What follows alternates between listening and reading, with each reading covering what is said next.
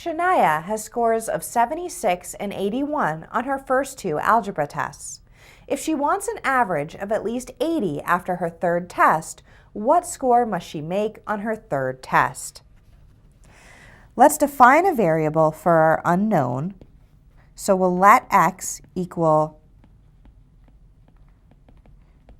Shania's score on her third test. Shania wants an average score of at least 80 after her third test.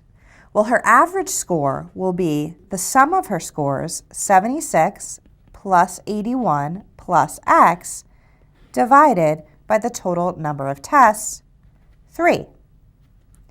She wants this average to be greater than or equal to 80. So we set this greater than or equal to 80, and now we have an inequality that we can solve for x.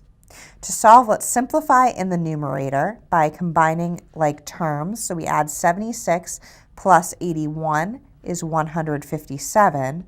We have 157 plus x all over 3 is greater than or equal to 80.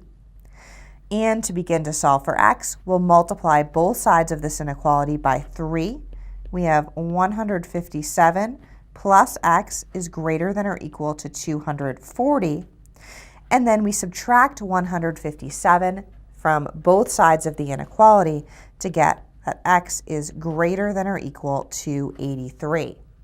Therefore, in order for her average to be greater than or equal to 80, or at least 80, the score on her third test must be at least 83.